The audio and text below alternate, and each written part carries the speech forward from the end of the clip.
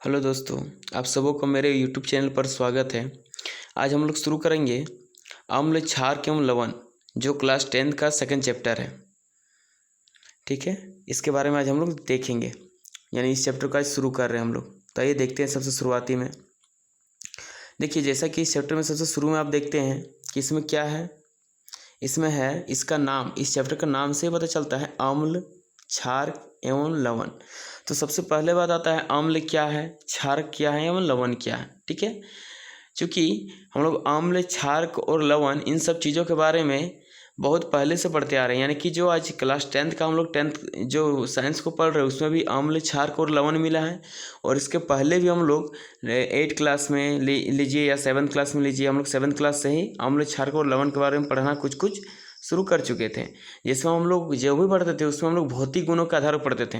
तो हम लोग शुरुआती में जो बेसिक चीज़ है, यानी कि शुरुआती में जो बेसिक चीज़ है, जो उसका भौतिक गुणधर्म के आधार पर जो होता है, उन सब चीज़ों को हम लोग पहले ही जान चुके हैं। ठीक है, जैसे कि क्या होता है अम्ल किसे कहते हैं, तो अम्ल हम लोग किसे कहते हैं, तो अम्ल हम लोग किसे कहते हैं, तो अम्ल अम्ल किसे कहेंगे या अम्ल क्या है, तो वह पदार्थ जिसका स्वाद खट्टा हो, वह पदार्थ जिसका स्वाद खट्टा हो एवं जो नीले लिटमस पत्र को लाल कर देता हो, एवं जो नीले लिटमस पत्र को लाल कर देता हो। क्या कहें, वह पदार्थ जिसका स्वाद क्या हो, खट्टा हो एवं नीले लिटमस पत्र को लाल कर देता हो, उसे क्या कहते हैं हम लोग, अम्ल कहते हैं। ठीक है, जैसे में आप देख सकते हैं क्या क्या उदाहरण दिए हैं, HCl, H2SO4, HNO3, CH3, COOH etcetera, यानी ETC। इसी प्रकार के और भी सारे होंगे।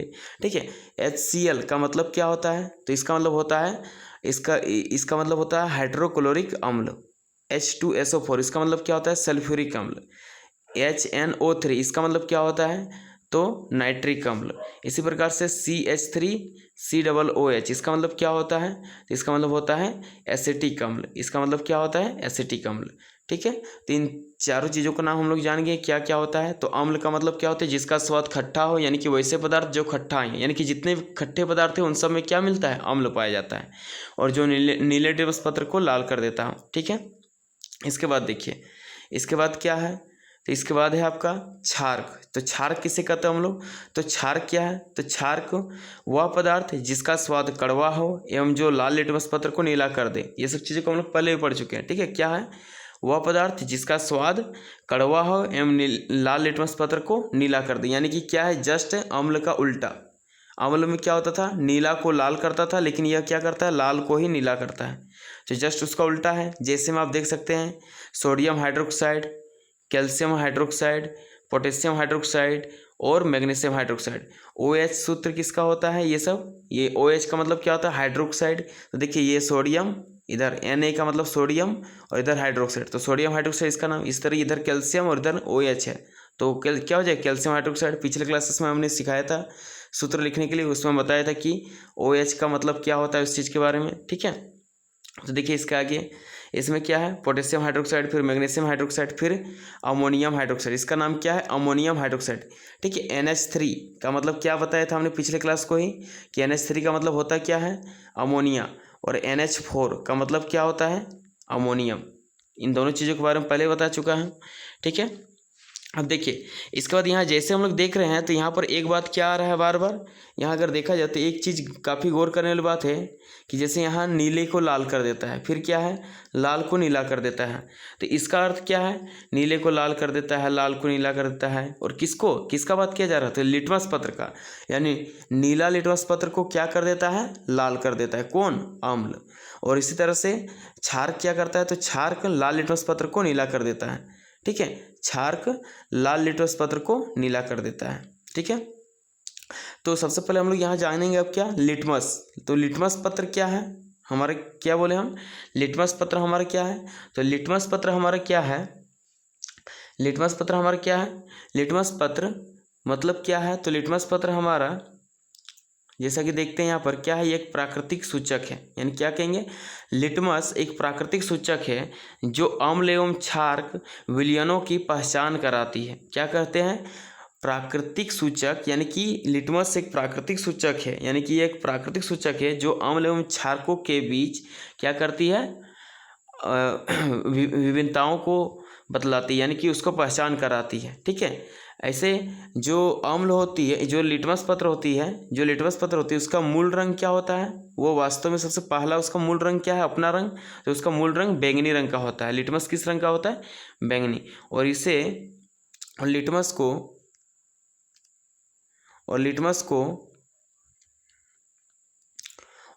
को जो है वो लिचेन पौधे जो थैलोफाइटा समूह के पौधा से का जो लिचन पौधा होता है, थैलोफाइटा समूह का जो पौधा का जो लिचन पौधा होता है, उससे क्या होता है? इस लिटमस पत्र को निकाला जाता है। ठीक है, किससे? तो थैलोफाइटा समूह के लिचन पौधे से निकाला जाता है लिटमस को। ठीक है, यानी कि ये क्या है? लिचन पौधे से इसका निकाला जाता है। इसी प्रकार से फिर और भी सारे हम देख सकते हैं कि प्राकृतिक लिटमस पत्र की, जिस प्रकार से लिटमस पत्र हमारा प्राकृतिक सूचक है, उसी प्रकार से प्राकृतिक सूचक और भी है जो क्या बतलाती है? अम्ल और क्षार के बीच की पहचान को बताती है, जो अम्ल और क्षार के बीच की पहचान को बताता है। ठीक है, जैसे में आप यहाँ देख सकते हैं, जैसे में लाल पत्ता गोभी, ये भी क्या करता है? प्राकृतिक सूचक की भांति यह कार्य करता है। फिर हल्दी हो गया आपका, हल्दी भी। फिर पेटूनिया एवं जरानियम और कई अन्य फूलों के रंगीन पंखुड़ियाँ, ये सभी क्या है? हमारे प्राकृतिक सूचक है। ये सभी क्या है? प्राकृतिक सूचक है, जो क्या करती है? अम्ल और क्षारक विलयनों की पहचान कराती है। ठीक है, उसी तरह से देखिए यहाँ पर क्या है इसके आगे? Methyl orange. इसके बाद क्या है? मेथिल ऑरेंज एवं फिनोल्फथैलीन। और क्या है? फिनोल्फथैलीन। मेथिल ऑरेंज और फिनोल्फथैलीन दो ऐसी सूचक है अम्ल और क्षार को पहचानने के लिए जो मानव निर्मित है। जो क्या है? मानव निर्मित, यानी कि इसे हम लोग मानव निर्मित जो सूचक होती है, जो अम्ल और क्षार के बीच के अंतर को बताती है, उसे हम लोग क्या कहते हैं? तो मानव निर्मित सूचक को हम लोग कहते हैं संश्लेषित, जिसको हम लोग क्या कहते हैं? संश्लेषित। यानी कि मेथिल ऑरेंज और फिनोल्फथैलीन, ये दोनों क्या हमारा मानव निर्मित सूचक है, जो अम्ल और क्षार के बीच की अंतर को बताती है। ठीक है, इसी तरीके से आप देख सकते हैं। और एक क्या है? गंध सूचक।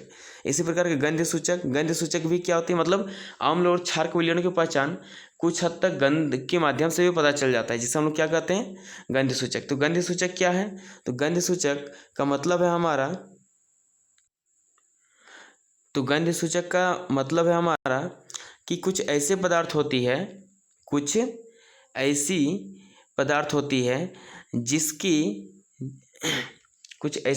होती है जिनकी गंध अम्लीय या क्षार के माध्यम में बदल जाती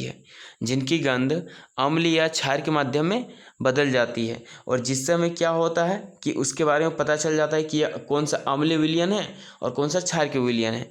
इसी प्रकार के सूचक को हम लोग क्या कहते हैं? गंध सूचक। ठीक है, यानी कि गंध के माध्यम में यह क्या होता है? पता चल जाता है। गंध के माध्यम से इसमें पता चलता है, इसलिए इसको हम लोग क्या बोलते हैं? गंध सूचक। ठीक है, आइए इसके आगे हम लोग देखते हैं। तो देखिए इसके आगे हम लोग क्या देखेंगे। अब हम लोगों ने जैसा कि देखा है अभी तक कि अम्ल और क्षार के बारे में पता लगाने के लिए हम लोग क्या करते थे कि किसी भी प्रकार के सूचक का प्रयोग करते थे। या तो वह गंध सूचक के माध्यम से होता, या फिर उसको स्वाद के माध्यम से भी हम लोग चखते थे, जिसको हम लोग खट्टा और कड़वी के माध्यम से हम लोग समझते थे कि वो कौन सा अम्ल है, कौन सा क्षार के है। और किसी को हम लोग क्या करते हैं? लिटमस पत्र के थ्रू, या क्या बोलते हैं उसको, हल्दी के थ्रू, इस प्रकार से बहुत सारे चीज़ों से उनको क्या करते हैं? हम लोग जानते हैं कि यह कौन सा अम्ल है और कौन सा क्षार है। तो हम लोग अनेक चीज़ों के बारे में आज हम लोग जाने, इस अम्ल और क्षार के बारे में जाने, कुछ बेसिक चीज़ों को। ठीक है, आइए अब अम्ल और क्षार के कुछ विशेष गुणों को जानते हैं। अम्ल और क्षार के कुछ विशेष गुण जो रासायनिक गुण के तरह है, जो रासायनिक गुण है। ठीक है, उन सब चीज़ों को जानते हैं। तो सबसे पहला जैसे देखते हैं हम यहाँ पर, तो सबसे शुरू में हम लोग क्या देखते हैं यहाँ पर?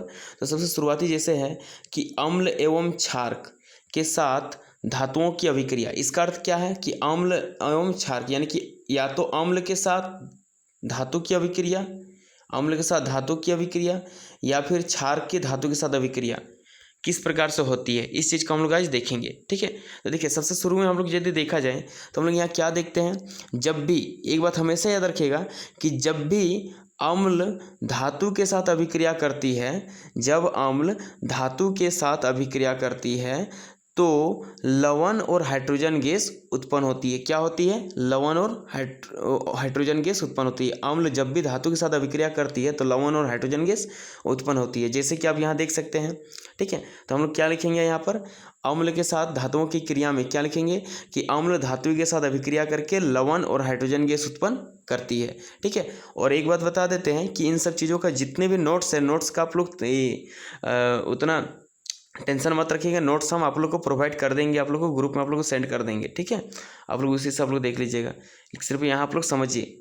तो यहाँ पर जैसे कि देखते हैं, यहाँ अम्ल का मतलब क्या हम लोग अभी अभी दिखाए थे कि HCl हमारा क्या है? अम्ल है, यानी कि HCl का मतलब हाइड्रोक्लोरिक अम्ल, और Fe का मतलब क्या है? लोहा यानी आयरन, जिसको हम लोग धातु कहेंगे। तो यहाँ पर क्या है? HCl यानी कि आयरन हाइड्रोक्लोरिक अम्ल लोहा के साथ अभिक्रिया करके क्या बनाता है? तो लोहा क्लोराइड यानी कि आयरन क्लोराइड FeCl2, और यहाँ पर H2। यहाँ पर हमने क्या किया? बैलेंस करने के लिए यहाँ पर हमने क्या किया? 2 लगा दिया, क्योंकि यहाँ पर 2 हमें आवश्यकता थी, है कि नहीं? इसलिए हमने क्या किया? दोनों को संतुलित करने के लिए इस समीकरण को हमने यहाँ पर आगे 2 लगाया है। ठीक है, इस प्रकार से आप देख सकते हैं कि इसे हम लोग क्या किए? लिख लिए। तो यानी कि अम्ल धातुओं के साथ अभिक्रिया करके क्या करती है? तो अम्ल धातु के साथ अभिक्रिया करके लवण और हाइड्रोजन गैस उत्पन्न करती है। ठीक है, और उत्पन्न हाइड्रोजन गैस की अगर जांच करना हो कि उत्पन्न गैस कौन सी है, तो उसकी जांच करने के लिए क्या कर सकते हैं हम लोग कि उत्पादित जो गैस है उसको उसकी जो प्रकनली है, उत्पादित गैस जो है उसकी प्रकनली जो है, जैसे मान ली उत्पादित गैस हमारा हाइड्रोजन है, तो हाइड्रोजन से भरी जो प्रकनली होगा जिसमें हम हाइड्रोजन को भर के रखेंगे, उस प्रकनली को क्या करेंगे हम? यदि जलती हुई मोमबत्ती के आगे अगर ले जाएंगे, जलती हुई मोमबत्ती के नज़दीक अगर ले जाते हैं प्रकनली को, हाइड्रोजन से भरी प्रकनली को, तो क्या होगा कि फट की आवाज़ के साथ फट की आवाज़ उत्पन्न होगी, और उसके साथ ही साथ क्या होगा? ये जलती हुई मोमबत्ती बुझ जाएगी, जिससे हमें यह सिद्ध हो जाता है कि जो उत्पादित गैस है वो क्या है? हाइड्रोजन गैस है। ठीक है, इस प्रकार से हम लोग हाइड्रोजन गैस की पहचान करते हैं। किस तरह करते हैं? तो जब जलती हुई मोमबत्ती के नज़दीक हाइड्रोजन गैस से भरी प्रकनली को ले जाते हैं तो फट की आवाज़ के साथ मोमबत्ती बुझ जाती है। इस प्रकार हम लोग जान जाते हैं कि यह जो गैस है वो क्या है? हाइड्रोजन गैस है। ठीक है, अब देखिए यहाँ पर इसके आगे क्या बोल सकते हैं? इसके आगे क्या है? तो इसके आगे क्षार के साथ धातु की अभिक्रिया, क्योंकि यहाँ पर हम क्षार के साथ भी लिखे हैं। तो पहले हम अम्ल के साथ देखें किस तरह हुआ, फिर हम लोग क्या देखें? क्षार के साथ देखेंगे। तो क्षार के साथ धातु की क्रिया करने पर क्या होती है? तो जब भी किसी क्षार के साथ धातु को अभिक्रिया करते हैं तो लवण और हाइड्रोजन जस्ट इसी प्रकार से बनता है, लवण और हाइड्रोजन बनता है। लेकिन एक चीज़ ध्यान रहे कि सभी धातुओं के साथ क्षार इस प्रकार का व्यवहार नहीं करती है। सभी धातुओं के साथ क्षार इस प्रकार की व्यवहार नहीं करता है। मतलब क्या है कि ये जो हमारा लवण बन रहा है, ये लवण हमारा नहीं भी बनता है कहीं कहीं। ठीक है, तो इस प्रकार से अब कुछ ही ऐसा धातु है जिसके साथ क्या करती है? लवण तैयार करती है क्षार। ठीक है, तो यहाँ पर क्या लिख सकते हैं कि क्षार धातु के साथ अभिक्रिया करके क्या करती है?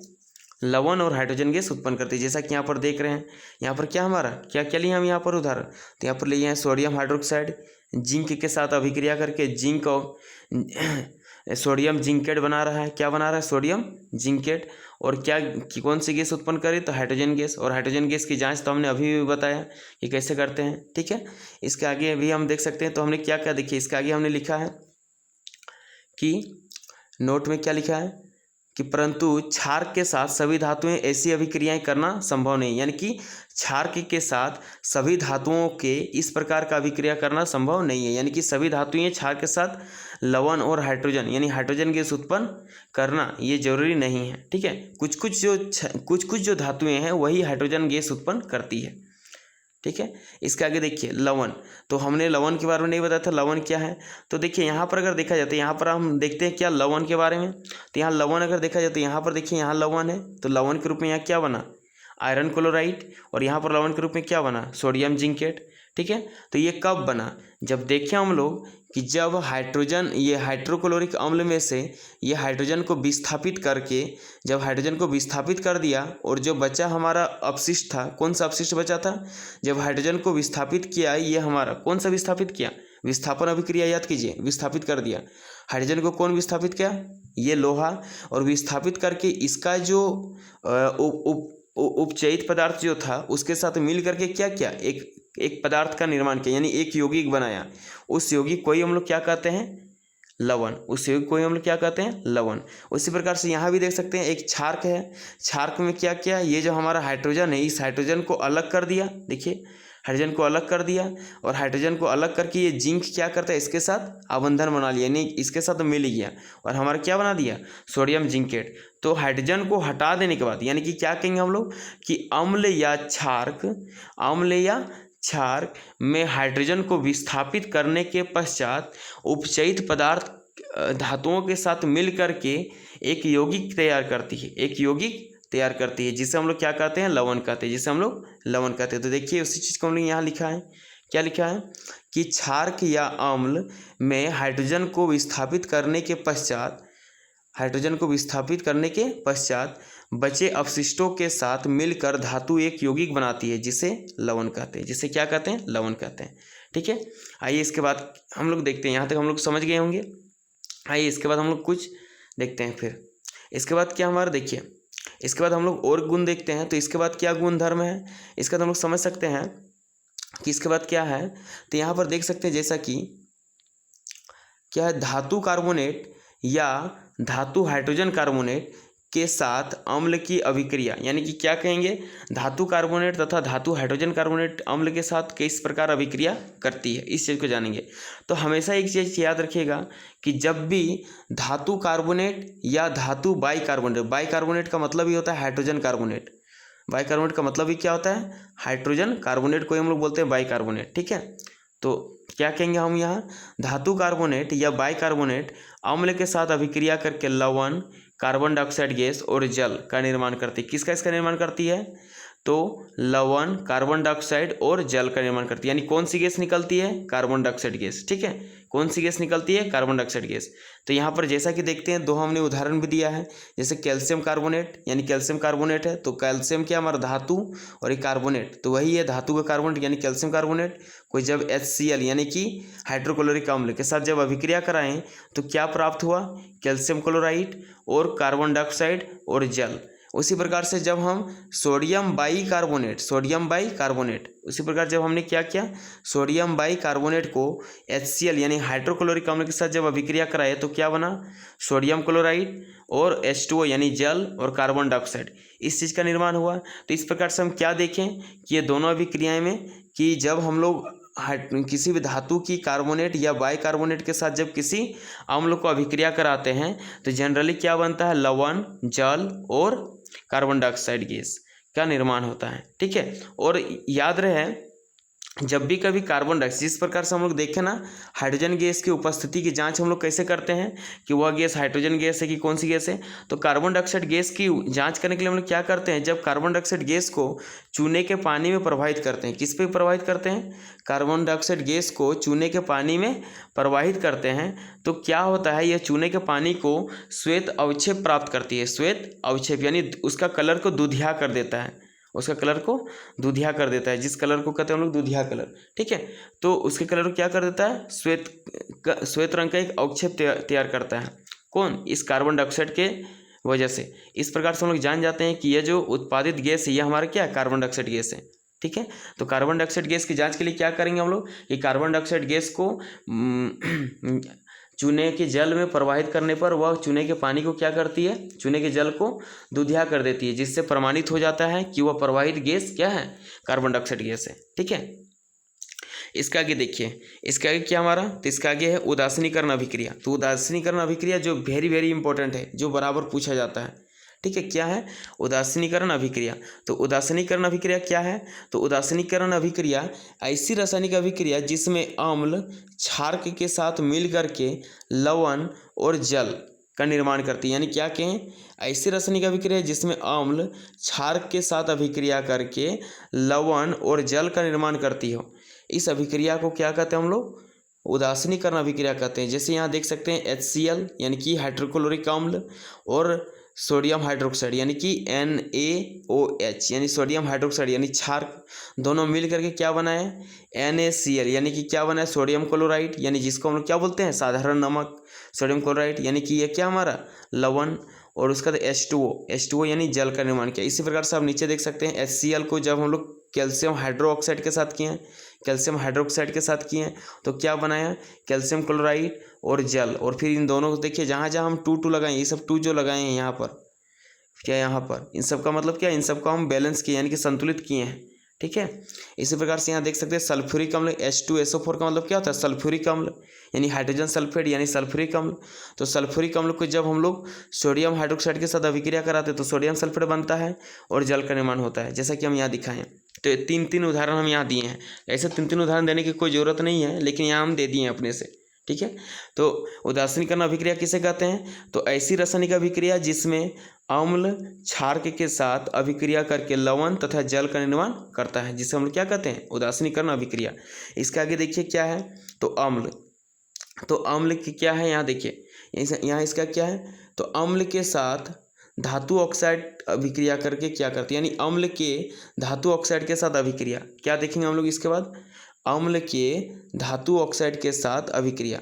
तो अम्ल के धातु ऑक्साइड के साथ अभिक्रिया में देखेंगे तो क्या है देखिए जब भी कोई अम्ल धातु ऑक्साइड के साथ अभिक्रिया करती है तो लवण और जल बनाता है। क्या बनाता है लवण और जल यानी अब इसको कह सकते हैं तो अब इसको क्या कह सकते हैं लवण और जल किस प्रकार से समझ सकते हैं तो इसको आप यहाँ समझ सकते हैं इस तरीके से लवण और जल यहाँ इस तरीके से देख सकते हैं जिस प्रकार से देखिए यहाँ पर जो आप देखे थे उदासीनीकरण अभिक्रिया में जो लवण और जल बनता था यहाँ भी क्या बन रहा है लवण और जल बन रहा है सेम बन रहा है। यानी कि इसका मतलब क्या है हमारा इधर तो अम्ल है लेकिन ये हमारा अम्ल तो नहीं है यानी कि ये हमारा क्षारक तो नहीं है क्योंकि हम लोग जानते हैं उदासीनीकरण अभिक्रिया के अनुसार ही क्या होता है लवण और जल का निर्माण होता है जबकि यहाँ लवण और जल यहाँ भी निर्माण हो रहा है।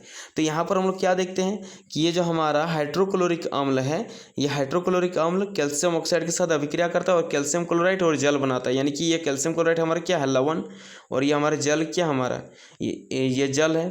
ठीक है, तो इस प्रकार से ये हमारा अभिक्रिया कर रहा है और करने के पश्चात तो हम यहाँ पर क्या देख रहे हैं कि ये हमारा कहीं ना कहीं उदासीनीकरण अभिक्रिया की भांति ये हमारा कार्य कर रहा है। तो जब उदासीनीकरण अभिक्रिया कर रहा है तो इसका मतलब क्या हमारा कैल्शियम ऑक्साइड जो हमारा है ये हमारा किसकी तरह व्यवहार कर रहा है क्षारक की भांति यानी कि यहाँ पर हमारा ऑलरेडी अम्ल तो है ही पहले से लेकिन कैल्शियम ऑक्साइड में किस चीज़ का कमी था अम्ल के साथ किसका अभिक्रिया होना चाहिए क्षारक का जैसा कि यहाँ क्षारक लिखा गया तो क्षारक का लेकिन यहाँ क्या चीज़ का कमी है तो क्षारक का यानी कि कैल्शियम ऑक्साइड जो है यह हमारा क्षारक की भांति व्यवहार करता है। यानी हम क्या कहेंगे कैल्शियम ऑक्साइड यानी धातु का ऑक्साइड यहाँ जितना भी धातु का ऑक्साइड है वे सभी हमारा किस तरह व्यवहार कर रहा है तो क्षारक की भांति। इसलिए हम लोग क्या कहते हैं यहाँ पर कि जो धातु ऑक्साइड है यहाँ पर जहाँ पर धातु ऑक्साइड यानी कि कैल्शियम ऑक्साइड या जिंक ऑक्साइड ये सभी क्या है क्षारकीय प्रकृति की यानी कि क्षार की भांति यह व्यवहार करती है यानी ये सब क्या है क्षार की भांति कार्य करती है। इसके आगे देखिए क्षारक के साथ अधातु ऑक्साइड की अभिक्रिया तो क्षारक के साथ अगर देखते हैं तो क्या प्राप्त है देखिए क्षारक को जब अधातु ऑक्साइड के साथ अभिक्रिया करते हैं तो लवण और जल बनते हैं यानी सेम टू सेम उसी तरह लवण और जल यानी लवण और जल का निर्माण हो यानी कि क्या बोलेंगे उदासीनीकरण अभिक्रिया और उदासीनीकरण अभिक्रिया कहेंगे तो हमारा इधर तो ये हमारा क्षारक है यानी कैल्शियम हाइड्रोक्साइड जो यहाँ देखते हैं ये हमारा क्षारक है लेकिन हमारा ये कार्बन डाइऑक्साइड जो है ये हमारा इसका अर्थ क्या है अम्ल है ये हमारा क्या बन जा रहा है अम्ल यानी ये हमारा क्या है अम्ल है। यानी कार्बन डाइऑक्साइड यानी अधातु का जो ऑक्साइड होता है अधातुएं के जो भी ऑक्साइड होती है वे सभी क्या होती है अम्लीय होती है वे सभी अम्लीय गुणों की होती है यानी अम्लीय प्रकृति की होती है। लेकिन जो धातुओं की ऑक्साइड होती है वो क्या होती है क्षार के प्रकृति की। इसके पहले वाला में क्षार की प्रकृति देखें कि धातुओं की ऑक्साइड क्षार की प्रकृति और अधातुओं की ऑक्साइड अम्लीय प्रकृति की होती है। ठीक है, तो इतना चीज़ों को यहाँ पर याद रखिएगा। आइए इसके बाद को देखते हैं हम लोग। इसके बाद क्या है देखिए इसके बाद हमारे कुछ प्रश्न है। देखिए जैसा कि देखते हैं तो इसके बाद हमारा कुछ प्रश्न है। तो सबसे पहला प्रश्न में क्या है देखिए जैसा कि यहाँ पर सबसे पहला प्रश्न में है बुक को आप लोग देखिएगा साइंस को बुक का। तो इसमें एक प्रश्न है क्या कि आपको 3 प्रश्नलियाँ दी गई हैं इनमें से एक में आश्वित जल है और शेष 2 में से एक में अम्लीय विलयन और दूसरे में क्षारीय विलयन है। क्या कहा जा रहा है कि देखिए इसमें कहने का अर्थ क्या है कि इस प्रकार से हमारा 3 क्या है, परखनली है। 3 परखनली में क्या है कि एक में आश्रित जल है, एक में अम्ल है, ठीक है, एक में अम्ल है और एक में क्या है, क्षारक है। ठीक, अब आपको क्या किया जा रहा है, सिर्फ आपको एक ही प्रकार का लिटमस पत्र दिया जा रहा है। वो भी किस प्रकार का लिटमस पत्र, देखिए लाल रंग का लिटमस पत्र आपको सिर्फ दिया जा रहा है। किस रंग का, सिर्फ आपको एक लिटमस पत्र दिया जा रहा है जो लाल रंग का है। ठीक है, तो लाल रंग का लिटमस पत्र जब दिया जा रहा है आपको, तो आप क्या कर सकते हैं, लाल लिटमस पत्र को दिया जा रहा है और आपको कहा जा रहा है कि प्रत्येक परखनली में रखे पदार्थों की पहचान करें, यानी कि किसमें अम्ल है, किसमें आश्रित जल है और किसमें क्षारक है। ठीक है, तो हम लोग क्या करेंगे, सर्वप्रथम क्या करेंगे, तो सर्वप्रथम हम लाल लिटमस पत्र को तीनों ही परखनलियों में क्या करेंगे, इसका आंसर हम बता रहे हैं। इसका आंसर में क्या कहेंगे कि सर्वप्रथम हम लाल लिटमस पत्र को तीनों परखनलियों में डुबोकर देखेंगे। जिस परखनली में डुबाने पर लाल लिटमस पत्र नीला हो जाएगा, वह परखनली उस परखनली में रखे पदार्थ क्या होगा, क्षारक होगा। ठीक है, अब जब क्षारक हो जाएगा तो ये तो हमारा हट गया, ये हमारा और नहीं बचा कौन, ये दोनों में से। अब शेष दोनों में से, अब ये देखिए जो लाल लिटमस पत्र था, जो लाल था वो हमारा किस में चेंज हो गया, नीला में। वो हमारा किस में चेंज हो गया, नीला में, क्योंकि जब क्षारक में डाले तो वो लाल से नीला हो गया। अब नीला लिटमस पत्र जो बचा, उस नीले लिटमस पत्र को किस में डालेंगे, इन दोनों में डाल के देखेंगे। और इन दोनों में डाल के देखेंगे तो जिसमें डालने पर वह नीला से पुनः लाल हो जाए, उस परखनली में क्या रखा होगा, उस परखनली में आपका अम्ल होगा। और बाद बाकी बचे जिस परखनली में लिटमस पत्र पर कोई प्रभाव ना पड़ता हो, उसको क्या बोलेंगे हम लोग, तो उसको हम लोग क्या बोलेंगे, उसको हम लोग आश्रित जल कहेंगे। ठीक है, तो इस प्रकार से इसका आंसर क्या लिखेंगे कि सबसे पहले लिखेंगे क्या, सर्वप्रथम हम लाल लिटमस पत्र को तीनों परखनलियों में डुबो कर देखेंगे। जिस परखनली में डुबाने से लाल लिटमस पत्र नीला हो जाएगा, उस परखनली में क्या होगा, क्षारक विलयन होगा। अब बचे दोनों परखनलियों में से दोनों में पुनः नीले लिटमस पत्र को डुबा कर देखेंगे। जिस परखनली में डुबाने की वजह से नीला लिटमस पत्र पुनः लाल हो जाए, उसमें रखा पदार्थ क्या होगा, तो उसमें रखा पदार्थ अम्ल होगा। और इसी प्रकार से शेष जो एक परखनली बचा, उसमें क्या होगा, आश्रित जल रहा होगा। ठीक है, इसी प्रकार से देखिए इसके आगे क्या प्रश्न है, तो इसके आगे प्रश्न है, इसके बाद का अगर प्रश्न को देखा जाए तो इसके बाद का प्रश्न क्या है, इसके बाद का प्रश्न है कि पित्तल एवं तांबे के बर्तनों में दही एवं खट्टे पदार्थों को क्यों नहीं रखने चाहिए। क्या पूछा जा रहा है कि पित्तल एवं तांबे के बर्तनों में दही एवं खट्टे पदार्थों को क्यों नहीं रखना चाहिए, तो इसका आंसर क्या होगा। चूँकि देखिए तांबा लीजिए या पित्तल लीजिए, ये सब क्या धातु है, और दही और खट्टा पदार्थ में क्या होता है, अम्ल होता है। तो अम्ल और धातु जब भी मिलता है तो क्या होता है, लवण और हाइड्रोजन गैस उत्पन्न होती है। और जिसकी वजह से क्या होगा, वह भोजन विषाक्त यानी कि जहर की भांति हो जाएगा, विषैला हो जाएगा, और वह हमारे लिए क्या होगा, खाने योग्य नहीं बचेगा। इसलिए हम लोग क्या करते हैं, पित्तल एवं तांबे के बर्तनों में हम लोग दही एवं खट्टे पदार्थ को नहीं रखते हैं। कारण क्या है, तो पित्तल एवं तांबे के बर्तन में दही एवं खट्टे पदार्थ को नहीं रखते हैं क्योंकि खट्टे पदार्थों में अम्ल होता है, जो धातुओं से क्रिया करके हानिकारक यौगिक बनाता है, जिसके कारण यह खाने लायक नहीं रह जाते हैं। ठीक है, जिस कारण यह खाने लायक नहीं रह जाता है। इसके बाद के प्रश्न देखिए, इसके बाद का प्रश्न क्या है, तो इसके बाद का प्रश्न दूसरा नंबर में है, धातु के साथ अम्ल की अभिक्रिया होने पर सामान्यतः कौन सी गैस निकलती है। धातु के साथ अम्ल की अभिक्रिया होने पर सामान्यतः कौन सी गैस निकलती है, उदाहरण के द्वारा समझाइए। इस गैस की उपस्थिति की जांच भी कैसे करेंगे। देखिए क्या कहा गया, धातु के साथ अम्ल, तो धातु के साथ अम्ल की अभिक्रिया होने पर कौन सी गैस निकलती है। देखिए इसके पहले भी हमने बता चुका था। देखिए जैसा कि हमने यहाँ पर देख सकते हैं हम लोग पहले ही ये सब चीज़ के बारे में हम पहले ही बता चुके हैं। देखिए अम्ल को जब धातु के साथ अभिक्रिया करते हैं, यहाँ पर अम्ल को जब धातु के साथ अभिक्रिया करते हैं तो क्या कौन सी गैस निकलती है, हाइड्रोजन। और हाइड्रोजन गैस की जांच हम लोग कैसे करते हैं, जलती हुई मोमबत्ती के पास ले जाते हैं उसके प्रकनली को, हाइड्रोजन गैस से भरी प्रकनली को। ठीक है, तो यहाँ पर क्या लिखेंगे, सबसे पहले यहाँ लिखेंगे इसका आंसर में कि धातु के साथ अम्ल की अभिक्रिया होने पर सामान्यतः कौन सी गैस निकलती है, तो सामान्यतः हाइड्रोजन गैस निकलती है। ठीक है, एक उदाहरण भी दे देना है, तो एक उदाहरण दे देंगे कुछ भी वहाँ जो हमने लिया था पिछले। ठीक है, उदाहरण जो हमने पीछे दिया गया है उसको आप लिख सकते हैं। और इस गैस की उपस्थिति की जांच आप कैसे करेंगे, तो क्या लिखेंगे, जांच में हम लोग लिखेंगे जांच, और क्या लिखेंगे कि जब जलती हुई मोमबत्ती के नज़दीक हाइड्रोजन गैस से भरी प्रकनली को ले जाते हैं तो फट फट के आवाज़ के साथ वह जलती हुई मोमबत्ती को बुझा देती है। इससे सिद्ध हो जाता है कि वह गैस हाइड्रोजन गैस है। ठीक है, इसके आगे देखिए, इसके बाद के वाले प्रश्न को, 3 नंबर प्रश्न को, इसके बाद का प्रश्न है कि कोई यौगिक ए तनु हाइड्रोक्लोरिक अम्ल के साथ अभिक्रिया करता है और बुदबुदाहट उत्पन्न करती है। इससे उत्पन्न गैस जलती हुई मोमबत्ती को बुझा देती है। यदि उत्पन्न यौगिक में से एक कैल्शियम क्लोराइड है तो इस अभिक्रिया के लिए संतुलित रासायनिक समीकरण लिखिए। क्या कहा जा रहा है कि देखिए इसमें क्या कहा जा रहा है, तो यहाँ पर हम क्या कर सकते हैं कि ए यौगिक जो है इसमें क्या बोला जा रहा है, देखिए एक पदार्थ यानी कि उत्पन्न यौगिक में से एक पदार्थ क्या है, कैल्शियम क्लोराइड, और फिर ये भी कहा जा रहा है, आपको हिंट्स दिया जा रहा है कि उत्पन्न गैस मोमबत्ती को बुझा देती है। तो कौन सी गैस मोमबत्ती को बुझा सकती है, तो हम लोग जानते हैं कि हाइड्रोजन गैस चलती हुई मोमबत्ती को बुझा देती है। यानी कि यहाँ पर हाइड्रोजन गैस उत्पन्न हो रही है, कहीं ना कहीं यहाँ पर हाइड्रोजन गैस उत्पन्न हो रही है और हाइड्रोक्लोरिक अम्ल के साथ क्या हो रही है, अभिक्रिया हो रही है। तो यहाँ पर क्या है, इसका मतलब ए जो है हमारा क्या है, ए हमारा कैल्शियम है, ए हमारा जो पदार्थ है वो हमारा क्या है, कैल्शियम है।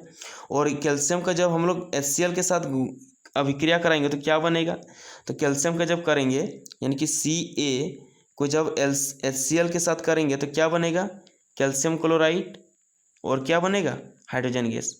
इस तरह से बनेगा, ये नहीं बनेगा, तो इसी अभिक्रिया को सिर्फ आपको लिख देना है। ठीक है, तो आइए इसके बाद को देखते हैं। जैसे कि हम लोग आंसर को देखिए, हम जैसा कि कॉपी में लिख भी दिए हैं, देखिए जैसा कि देख सकते हैं यहाँ पर हमने लिखा भी है दोनों प्रश्न का। देखिए तो यहाँ पर क्या कर सकते हैं, देखिए तो यहाँ पर क्या कहेंगे कि यौगिक ए, तो यौगिक ए क्या है, तो यौगिक ए कैल्शियम है। कैल्शियम को HCl के साथ अभिक्रिया करने पर क्या होता है, कैल्शियम क्लोराइड बनता है और हाइड्रोजन गैस उत्पन्न होती है। इसी हाइड्रोजन गैस की वजह से क्या होती है, जलती हुई मोमबत्ती बुझ जा रही है। ठीक है, आइए इसके बाद का देखते हैं। इसके बाद क्या है, इसके बाद देखिए जैसा कि यहाँ देख पा रहे हैं, इसके बाद क्या है, अब देखिए एक चीज़ हम लोगों ने क्या देखा, अम्ल और क्षारक के बीच का जो गुणधर्म है, उन दोनों का जो गुणधर्म है उन सबको देखें। यानी कि एक तरह से उसकी परिभाषा ही हम लोग क्या जानते हैं, अम्ल का परिभाषा है कि जिसका स्वाद क्या हो, खट्टा हो, जो नीले लिटमस पत्र को लाल कर देता हो। उसी प्रकार क्षार को भी जानते हैं, जिसका स्वाद कड़वा हो, जो लाल लिटमस पत्र को नीला कर देता हो। ठीक है, उसे हम लोग क्या कहते हैं, क्षार कहते हैं। तो अब हम लोग क्या जानेंगे, अब हम लोग रासायनिक गुणधर्मों के आधार पे क्या जानेंगे, तो क्षार की परिभाषा को जानेंगे। रासायनिक गुणधर्मों के आधार पर क्षार या अम्ल किसे कहते हैं, तो रासायनिक गुणधर्मों के आधार पर हम लोग अम्ल किसे कहते हैं। तो देखिए क्या होता है, जब अम्ल के जलीय विलयन में विद्युत धारा प्रवाहित करते हैं, जब अम्ल के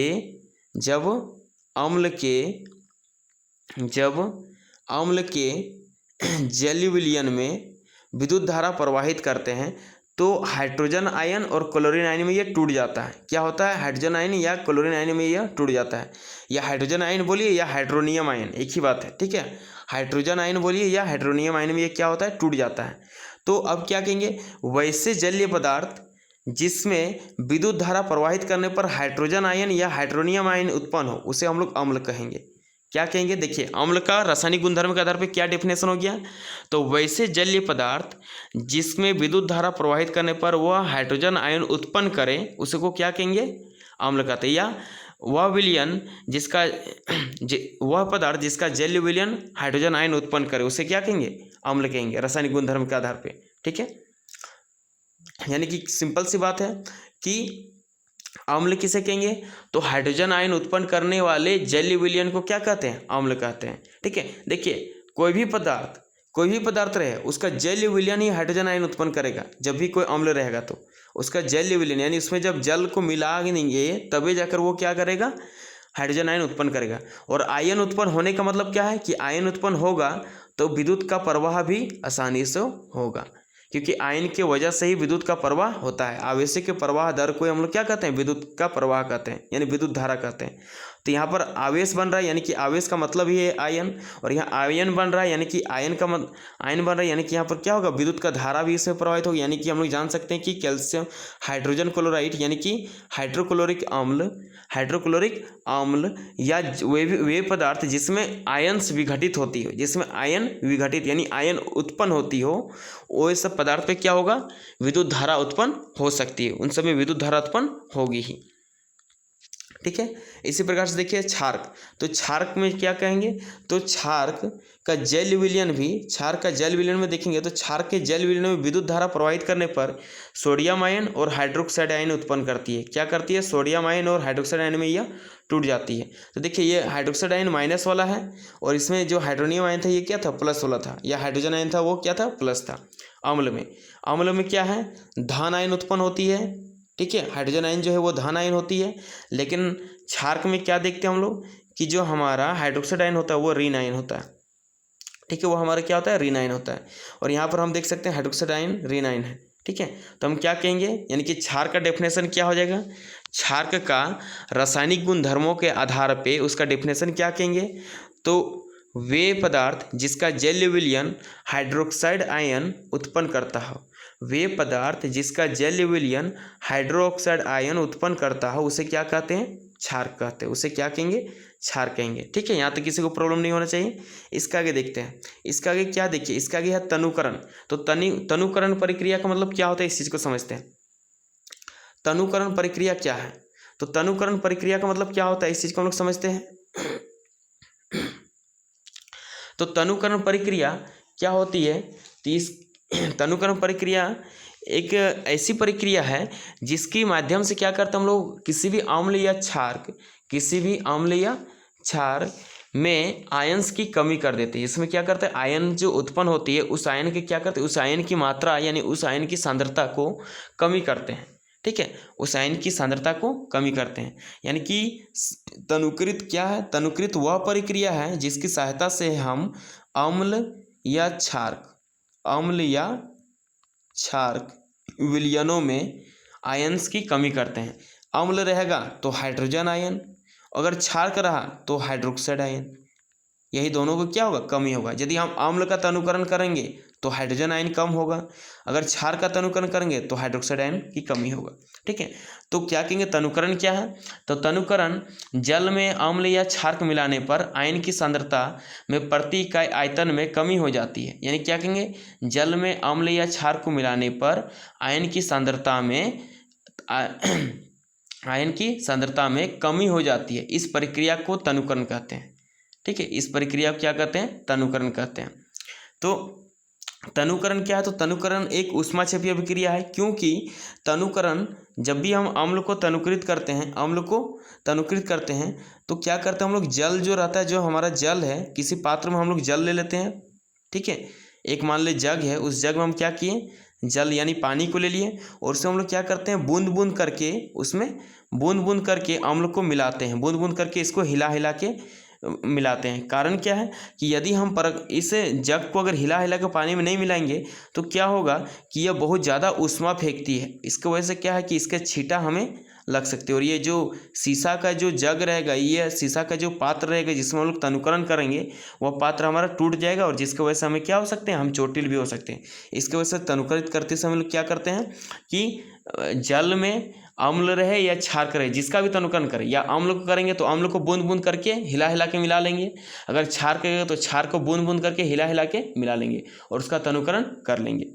ठीक है, इसी प्रकार से आइए इसके आगे फिर देखेंगे, इसका कुछ प्रश्न को तो हम लोग समझे क्या क्या, तनुकरण करने के लिए समझें, फिर जाने क्या क्षारक को जब भी हम लोग क्षार का जल विलयन में जब भी विद्युत धारा प्रवाहित करेंगे तो वह हाइड्रोक्साइड आयन उत्पन्न करेगा, और जब अम्लों के जल विलयन में जब विद्युत धारा प्रवाहित करेंगे तो वह हाइड्रोजन आयन उत्पन्न करेगा। ठीक है, तो आइए इसके बाद क्या हम लोग प्रश्न को देखते हैं कुछ। देखिए आप लोग का बुक में प्रश्न है, इसके बाद क्या प्रश्न है, तो देखिए प्रश्न है आप लोग का, इसके बाद अगर प्रश्न को देखा जाए तो इसके बाद प्रश्न क्या है, सबसे पहला प्रश्न देखिए तो कहता है इसके बाद में सबसे पहला प्रश्न में आप लोग कहता क्या है कि HCl और HNO3 यानी कि HCl का मतलब हाइड्रोक्लोरिक अम्ल या नाइट्रिक अम्ल आदि जलीय विलयन में अम्लीय अभिलक्षण क्यों प्रदर्शित होती है? क्या कहा जा रहा है? हाइड्रोक्लोरिक अम्ल या नाइट्रिक अम्ल आदि के जलीय विलयन में अम्लीय अभिलक्षण क्यों प्रदर्शित होती है, जबकि एल्कोहल एवं ग्लूकोज जैसे यौगिकों के विलयनों में अम्लीयता के अभिलक्षण नहीं प्रदर्शित होते हैं? तो क्या कारण है? तो सिंपल सी कारण है कि हाइड्रोक्लोरिक अम्ल रहे या नाइट्रिक अम्ल रहे या इसके अलावा जितने भी अम्ल हैं, उन सभी अम्लों के जलीय विलयन में क्या होती है? चूंकि हाइड्रोजन आयन उत्पन्न होती है, चूंकि क्या होती है? हाइड्रोजन आयन उत्पन्न होती है, जिसके कारण ये क्या करती है? ये अम्लीय अभिलक्षण को प्रदर्शित करती है। जबकि एल्कोहल एवं ग्लूकोज जैसे यौगिकों के विलयनों में हाइड्रोजन आयन उपस्थित नहीं होती है, यानी कि हाइड्रोजन आयन नहीं बनता है, जिसके कारण क्या है? ये अम्लीयता के अभिलक्षण को प्रदर्शित नहीं करती है। सिंपल सा इसका आंसर होगा ये, ठीक है। इसके बाद के प्रश्न को आप देखिए, सेकंड नंबर इसका, तो इसका सेकंड नंबर प्रश्न क्या है? इसका सेकंड नंबर प्रश्न क्या है? इसका सेकंड प्रश्न है अम्ल का जलीय विलयन क्यों विद्युत का चालन करता है? तो अम्ल का जलीय विलयन क्यों विद्युत का चालन करता है? तो हमने शुरू में ही बताया कि अम्ल का जो जलीय विलयन है वो हाइड्रोजन आयन उत्पन्न करता है, जिसके कारण क्या करेगा? वो विद्युत का चालन भी करेगा। तो हम लोग क्या लिखेंगे? इसका आंसर में क्या हो जाएगा कि अम्ल का जलीय विलयन हाइड्रोजन आयन उत्पन्न करता है, इसलिए अम्ल का जलीय विलयन विद्युत का चालन करता है। हो जाएगा यही आंसर इसका, ठीक है। इसके बाद का थर्ड नंबर प्रश्न को देखिए। इसका थर्ड प्रश्न में है शुष्क हाइड्रोक्लोरिक गैस। शुष्क हाइड्रोक्लोरिक गैस यानी कि यह अम्लीय, यह जलीय अवस्था में नहीं है, यह शुष्क हाइड्रोक्लोरिक गैस है, यानी कि सूखा है, एक तरह समझ सकते हैं, ठीक है। यह जलीय अवस्था में नहीं है। तो शुष्क हाइड्रोक्लोरिक गैस शुष्क लिटमस पत्र के रंग को क्यों नहीं बदलती है? तो देखिए हमने शुरू में बताया था ना कि अम्ल का जलीय विलयन में जब हम लोग क्या करेंगे? डुबाएंगे किसी लिटमस पत्र को, तो उसका रंग को बदलेगा। लेकिन यदि वह अम्ल अगर सूखा है या वह गैस के रूप में है, तो उसमें यदि हम लिटमस पत्र डालेंगे तो वो उसके कलर को नहीं बदलेगा। कारण क्या है? तो कारण यह है कि जो हाइड्रोक्लोरिक अम्ल रहे या कोई भी अम्ल रहे, जो पाउडर के रूप में यानी कि जो शुष्क रहेगा, यानी कि जो सूखा रहेगा, ठीक है, जो सूखा रहेगा, उसमें जब हम लोग लिटमस पत्र डालेंगे तो क्या होगा? यहाँ पर जो अम्ल है उन अम्लों में हाइड्रोजन आयन उत्पन्न नहीं होगा। उन शुष्क अम्लों में क्या होगा? हाइड्रोजन आयन उत्पन्न नहीं होगा, जिसके कारण क्या होगा? यह लिटमस पत्र के रंग को नहीं बदलेगा। यानी हम क्या कर सकते हैं कि शुष्क हाइड्रोक्लोरिक गैस हाइड्रोजन आयन उत्पन्न नहीं करता है। शुष्क हाइड्रोक्लोरिक गैस हाइड्रोजन आयन उत्पन्न नहीं करता है, क्योंकि हाइड्रोक्लोरिक गैस जलीय विलयन, क्योंकि हाइड्रोक्लोरिक अम्ल का जलीय विलयन हाइड्रोजन आयन उत्पन्न करता है, अतः शुष्क हाइड्रोक्लोरिक गैस लिटमस पत्र के रंग को ही नहीं बदलता है, ठीक है। या सिंपल से आप कह सकते हैं, क्या कहेंगे कि शुष्क हाइड्रोक्लोरिक गैस हाइड्रोजन आयन उत्पन्न नहीं करता है, इसलिए शुष्क हाइड्रोक्लोरिक गैस लिटमस पत्र के रंग को नहीं बदलती है, ठीक है। बस यही इसका आंसर हो जाएगा। इसके बाद का प्रश्न देखिए, तो इसके बाद का प्रश्न में क्या है? इसके बाद का प्रश्न है अम्ल को तनुकृत करते समय यह क्यों अनुशंसित करते हैं कि अम्ल को जल में मिलाना चाहिए, ना कि जल को अम्ल में? क्या कहा जा रहा है प्रश्न में कि अम्ल को तनुकृत करते समय यह क्यों अनुशंसित करते हैं कि अम्ल को जल में मिलाना चाहिए, ना कि जल को अम्ल में? तो हम लोग अभी हम बताए थे ना कि तनुकरण करने का मतलब क्या होता है? कि तनुकरण करने का मतलब होता है कि अम्ल को या क्षार को जल में मिलाना और उसको बूंद बूंद करके मिलाना, हिला के, ताकि वह क्या हो? उसमें ऊष्माक्षेपी अभिक्रिया जो होती है उसमें अत्यधिक मात्रा में ऊष्मा उत्पन्न नहीं हो, जिससे हमारा पात्र सुरक्षित रहे और हम भी सुरक्षित रहें, ठीक है। और अम्ल को तनुकृत करते समय यह क्यों अनुशंसित करते हैं कि अम्ल को जल में मिलाना चाहिए, ना कि जल को अम्ल में? तो इसका आंसर क्या होगा कि अम्ल को तनुकृत करते समय यह अनुशंसित करते हैं कि अम्ल को जल में मिलाना चाहिए, न कि जल को अम्ल में, क्योंकि जल को अम्ल में मिलाने से अधिक मात्रा में ऊष्मा उत्पन्न होती है। क्या होती है? क्योंकि जल को अम्ल में, यानी कि अम्ल को हम क्या किए? अम्ल को हमने एक जग पर ले लिया, ठीक है, और उसमें हम क्या किए? ऊपर से जल डाल रहे हैं, तो क्या होगा? वह अम्ल छिटा जैसा मारेगा पूरा ऊष्मा, तो क्या होगा? वह पात्र टूट सकता है और उसके छींटे हमारे शरीर को चोट पहुंचा सकती है। तो इसी चीज़ को हम लोग यहाँ पर कहेंगे क्या कि अम्ल को मिलाने से बहुत अधिक मात्रा में ऊष्मा उत्पन्न होती है, जिससे शीशे का पात्र टूट सकता है और उसके छींटे से हमें चोट लग सकती है। इसलिए हम इसलिए अम्ल को जल में बूंद बूंद करके हिला हिला के मिलाना चाहिए। इसलिए अम्ल को जल में बूंद बूंद करके हिला हिला के मिलाना चाहिए। ठीक है, ये प्रक्रिया से अगर तनुकृत करेंगे तो हम सुरक्षित भी रहेंगे और हमारा तनुकरण भी अच्छे तरीके से हो जाएगा। इसके बाद के प्रश्न देखिए, तो इसके बाद का 5 नंबर प्रश्न क्या है, तो इसके बाद का 5 नंबर प्रश्न कहता है कि अम्ल के विलयन को इसके बाद का प्रश्न क्या है, देखिए, तो इसके बाद का प्रश्न है कि अम्ल के विलयन को तनुकृत करते समय हाइड्रोनियम आयन या हाइड्रोजन आयन, हाइड्रोनियम आयन बोलिए या हाइड्रोजन आयन बोलिए, ठीक है, यही उत्पन्न होता है। तो हाइड्रोनियम आयन की सांद्रता कैसे प्रभावित होती है, तो अम्ल के विलयन को तनुकृत करते समय हाइड्रोनियम आयन बोलिए या हाइड्रोजन आयन बोलिए, क्या होती है, कमी हो जाती है। तो यहाँ क्या लिखेंगे कि अम्ल के विलयन को तनुकृत करने के समय हाइड्रोनियम आयन की सांद्रता में कमी हो जाती है। ठीक है, उसी प्रकार से इसका 6 नंबर प्रश्न को देखिए, तो 6 नंबर में क्या है, सोडियम हाइड्रोक्साइड विलयन में अधिकाय में क्षारक मिलाते हैं तो हाइड्रोक्साइड आयन की सांद्रता कैसे प्रभावित होती है। तो सोडियम हाइड्रोक्साइड क्या है, हमारा एक क्षारक है और इसमें हम क्या कर रहे हैं, और क्षारक मिला रहे हैं। तो और क्षारक मिला रहे हैं यानी और हाइड्रोक्साइड आयन को इसमें मिलाया जा रहा है, और अधिक जब हम हाइड्रोक्साइड आयन को इसमें जब मिला रहे हैं, क्षारक को मिला रहे हैं, तो क्या होगा, हाइड्रोक्साइड आयन की सांद्रता बढ़ेगा कि घटेगा।